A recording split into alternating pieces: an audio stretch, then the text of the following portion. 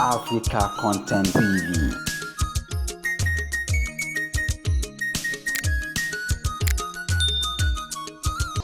Níbi tí kábíyèsí jókòó sí. Kábíyèsí kí yín o. A lọ kí kábíyèsí. Ìbàdàn nílùú tó dáa jù ní gbogbo àgbáyé. Gbogbo ẹ̀yin ọmọ Ìbàdàn tó wà bí ẹ bá mi fún Ọlọ́run tó tẹ Ìbàdàn ló ẹ bá ń fún ní àtẹ́wọ́ dáadáa. Ìbàdàn ni wọ́n fi kọ Báíbù kì í ṣèdè Ìjẹ̀bú. Ẹ má bínú ẹ̀yin Ìjẹ̀bú tẹ́ wà bí o. Ìbàdàn ni wọ́n fi kọ Báíbù kì í ṣèdè Ìjẹ̀ṣà. Ìbàdàn nígbà tá a fẹ́ yí Kùránì padà sí èdè tí gbogbo wa lè ọ̀dàstáǹdì Ìbàdàn náà ni a fi kọ́. Fún di eléyìí Ìbàdàn kí ni sóò?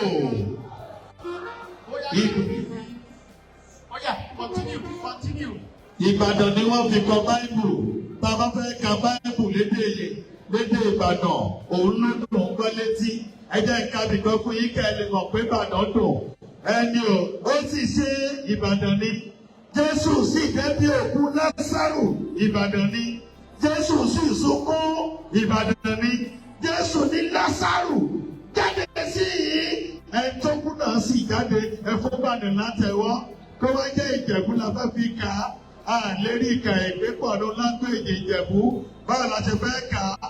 Ẹyẹ ń fẹ́ yẹ̀ bóyá mo lè kà á.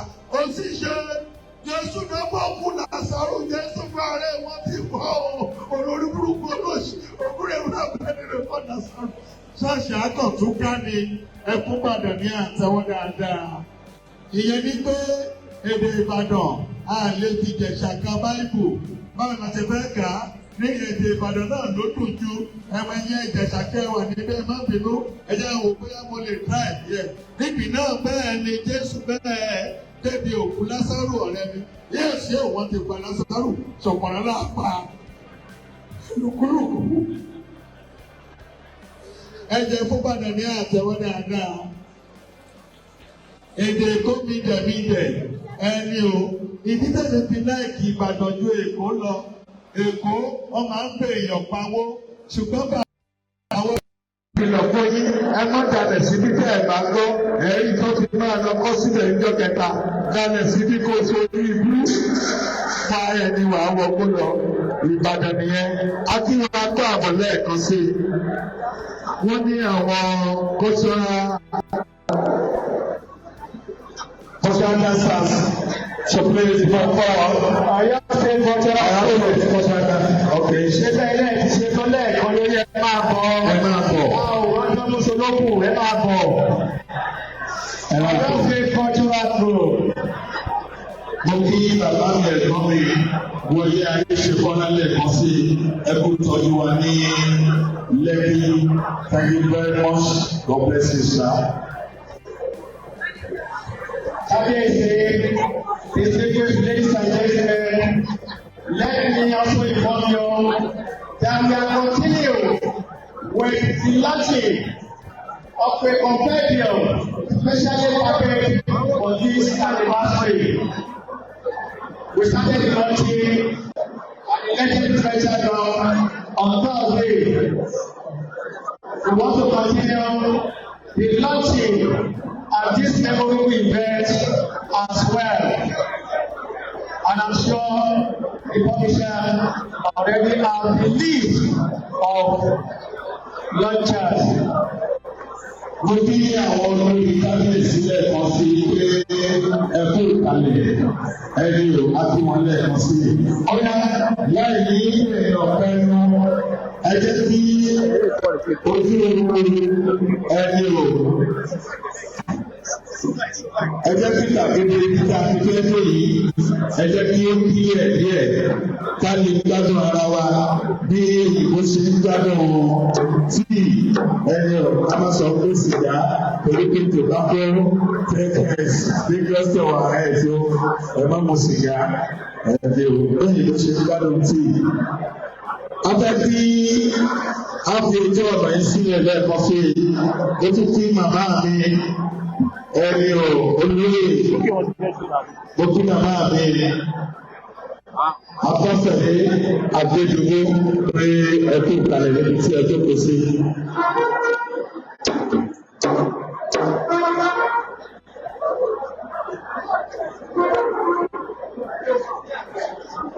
Ẹnìyà ẹ̀rọ aṣí gbogbo ẹ̀ sílẹ̀.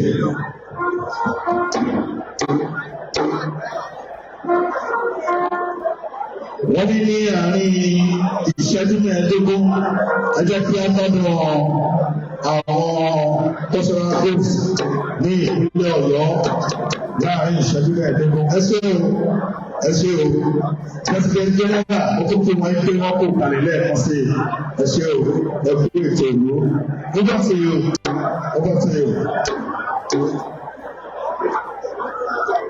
Looking around the Mrs. Change Balogun, Commissioner Government Affairs. Mama, we are welcome. God bless you. Thank you very much for coming.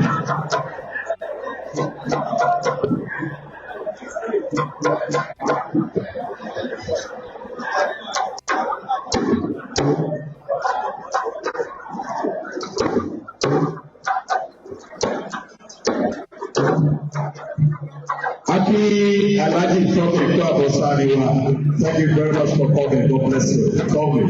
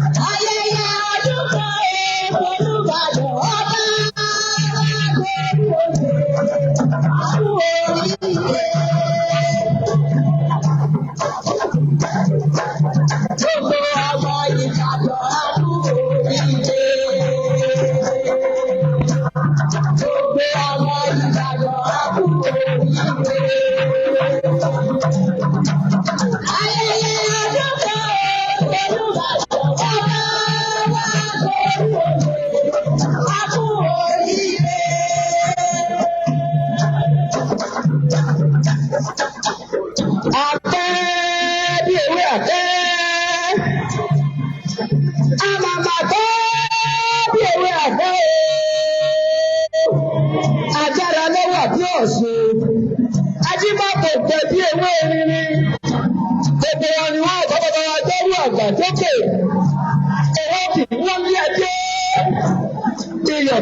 bí ológun ètò sí ọ̀rọ̀ ìyá gbogbo máa láti ọkọ̀ pọ̀pọ̀ ọ̀pọ̀ aṣọ ọ̀pọ̀ ẹ̀yìn jíjíjíjì lọ́wọ́ ọ̀pẹ adínábí ọ̀dọ́ ọ̀yọ́ ìṣẹ̀dá ọ̀lẹ́lẹ́kan ọ̀sọ̀ bí oyin tán tí ó fẹ́ tẹ̀lé ìfowópamọ́ adínábí ọ̀làlà èyí tí sáwọ́ ọ̀pẹ ìjọ ọ̀làlà ìwọ́dáwọ́ ọ̀pẹ ọ̀dọ́sọ bí èyí tán tí ó fẹ́ tẹ̀lé ìfowópamọ́ tẹ̀kúta alẹ́ ọba ìjọ alẹ́ rẹ̀ èdè ni àwọn ilé rẹ̀ èdè ni wọ́n kárí èdè ni wọ́n kárí ìgbésẹ̀ kíríbírí lọ́dún kìnnìkan ẹ̀jẹ̀ gbẹ̀gbẹ̀ báwa bá jẹ̀ gbẹ̀gbẹ̀ àtúntò lókè ẹni adúlọ́gbọ̀n ọ̀nàmà èyí tó wà fún òdòdó ìjọ ọ̀nàmà ìwọ̀nàwọ̀ ọ̀bẹ ọ̀nàmà ìwọ̀nàwọ̀ ọ̀bẹ ọ̀bẹ tó bí èyí tó bí ó tó bẹ̀rẹ̀ ní ìdí ọ̀nàmà ìwọ̀nàwọ̀ ọ̀bẹ.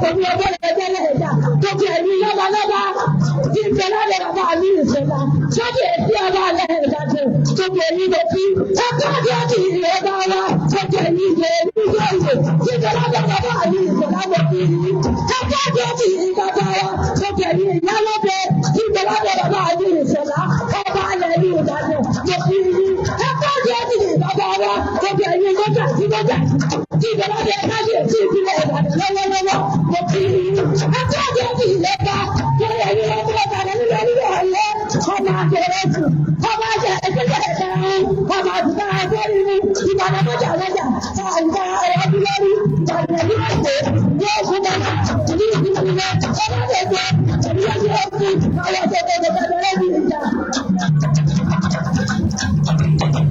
Èmi jáde náà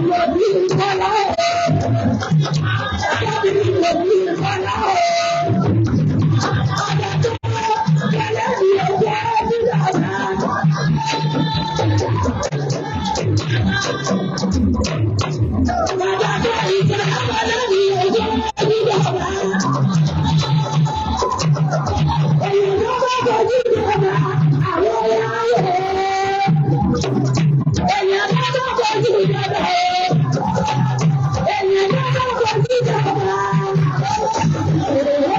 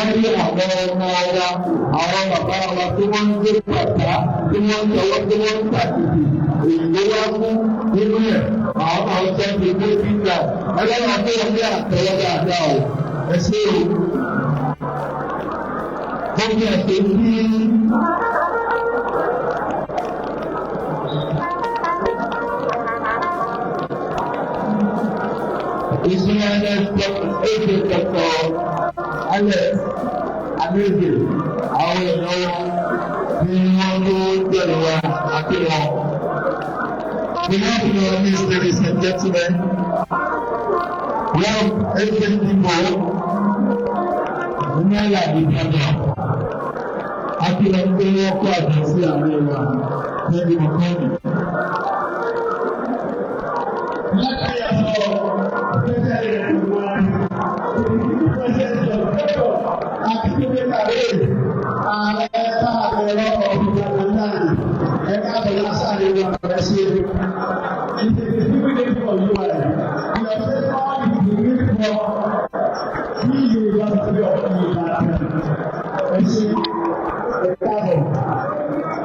Mo kí màmá wa olóyè ìkẹ́kọ̀ọ́ àkàndé rẹ̀ two minister Nigeria Republic of Nigeria àwọn obìnrin tó ṣe ìrìnàjò ìdílé òbí sí àjọ àwọn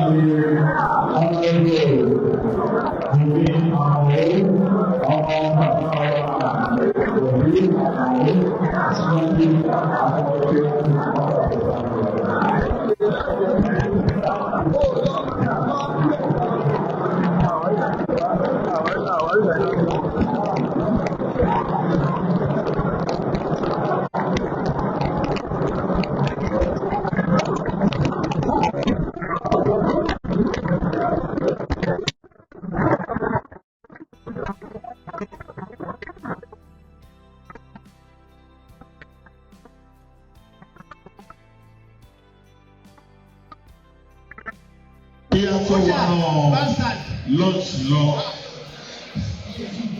Ṣé kí máa bẹ́ẹ̀ ni?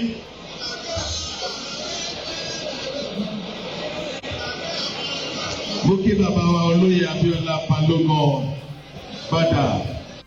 Balógun ti ilẹ̀ Ìbàdàn pé wọ́n kó àbọ̀sáàrin wa. Bẹ́ẹ̀ ni mo kí ọba ilẹ̀ Yorùbá ní ilẹ̀ Kánò. Ìsọyánẹ ọba Dr. Engineer Muritala Alhamid ibikíbi tó bá wà kọ́ bá wa juwọ́ sókè sàlọ́kùnrin sọ́à. Sadoko. Sadoko sà. Ẹ kú ìgbéyàwó ọmọ agbọ́ ẹni àgbà gbòòrò tí wàá bí àti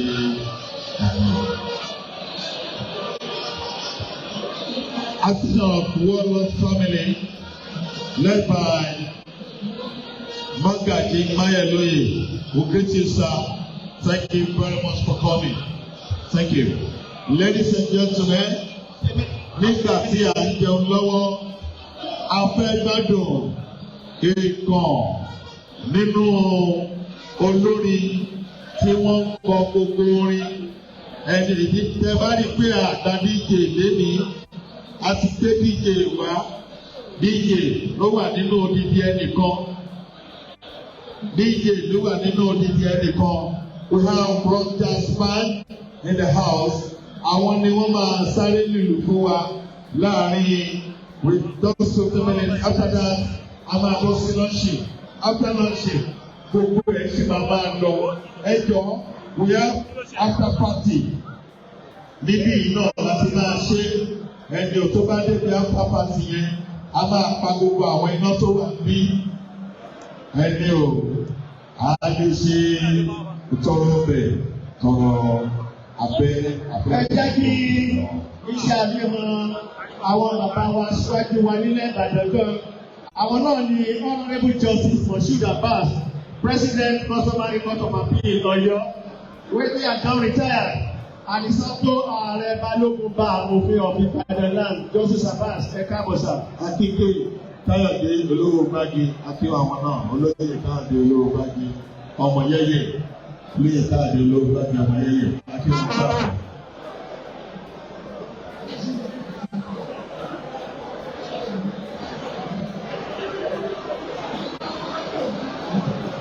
Ladies and gentlemen, once I invite to the microphone, our brother from another mother, Roger.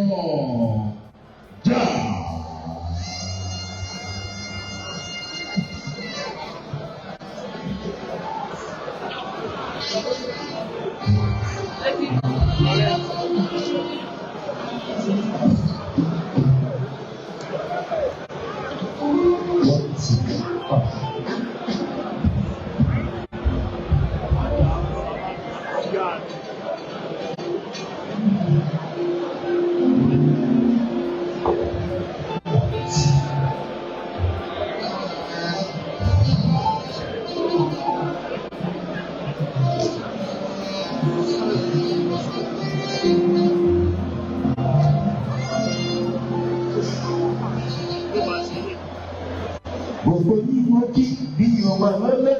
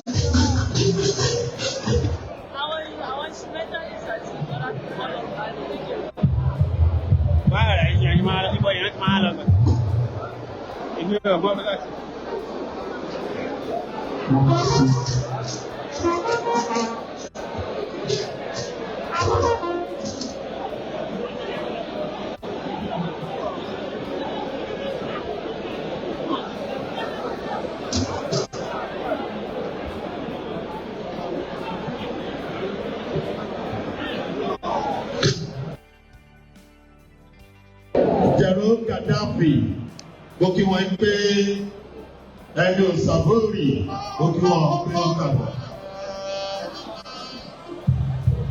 We have Honourable Balagade in the house, ladies and gentlemen. Thank you for coming, Honourable Balagade.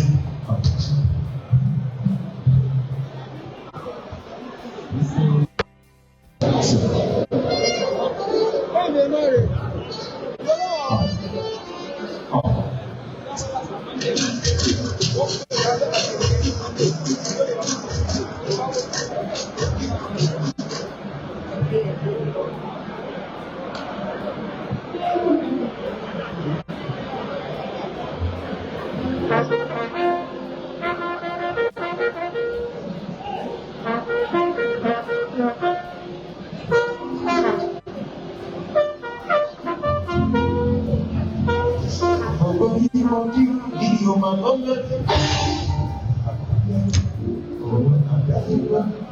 Mo délé ayé, mo jẹ́ títọ̀ lọ́rùn lórí. Mo bá kí n síta, ìbò olódodo.